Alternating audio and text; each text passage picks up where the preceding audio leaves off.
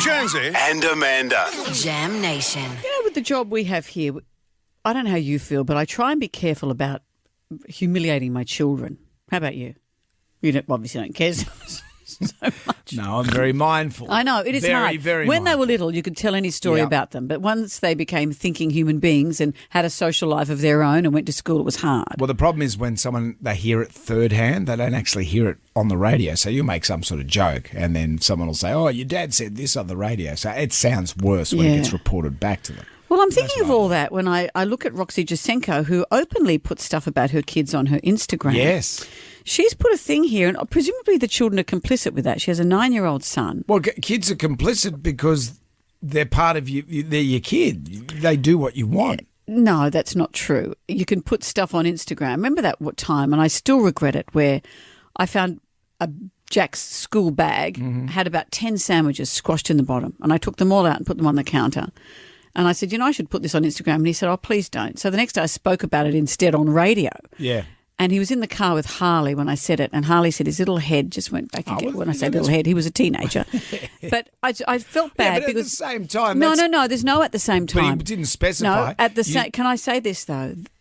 When you are in the public eye, your family still has a right to its privacy. Course, I agree with that. The house has to be a safe place and a safe space. There's got to be a specificity as well with what you're doing. So he said no to Instagram, but he didn't say no to radio. That's what I'm saying. But you do have to be mindful. But then I look it's at easy Roxy, to beg forgiveness and ask permission. Well, I looked at Roxy Jacenko, who openly puts this stuff on Instagram about her kids.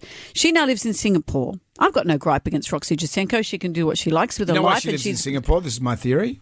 Tax break. Massive tax break. No, her break. husband's working there. Yeah, but you still get a massive tax break. Do you? Yeah, I know a lot of people, pilots and stuff, that go over there and work. Oh, really? And they get this massive tax break. You just like saying massive tax break. I'd like to get a massive tax break. Well, she flew her professional eyebrow stylist to Singapore from Australia for her 9-year-old son. So her 9-year-old son's eyebrows could be waxed and shaped. And then she put that on Instagram. So everyone looks at her son and goes, there's a 9-year-old with his eyebrows waxed. Mm-hmm. That's not good.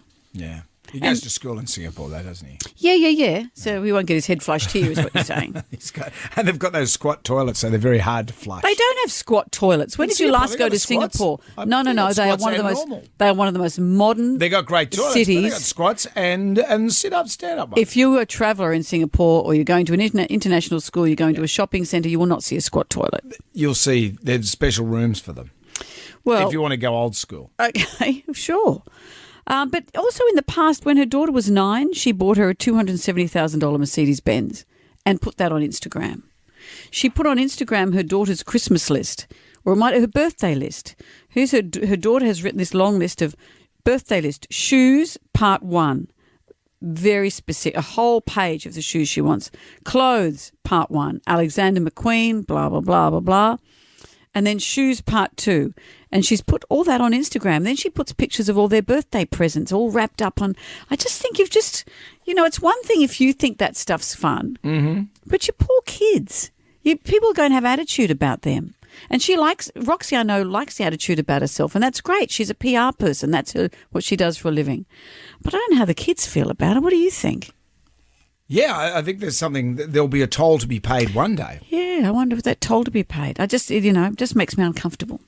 And here's you worried about rotting fruit and sandwiches in your son's bag. No, that's right. I know, but it's the same principle, is that he was embarrassed that I'd make it public. That's the principle, whether it's about sandwiches in a bag, whether it's about getting expelled from school, which didn't happen.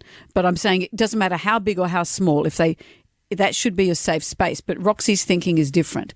Everything's fodder. Oh, it's all grist. It's all content. Everything's content. Yeah, someone's got to pay for that guttering. Fair enough. I don't know what you mean by that. Well, someone's got to pay for the guttering. The content pays for the guttering. And this is in social. There are now calls for influencers to not use their kids. That's saying that the kids have rights not to be dragged in to your TikTok dances for you to get content.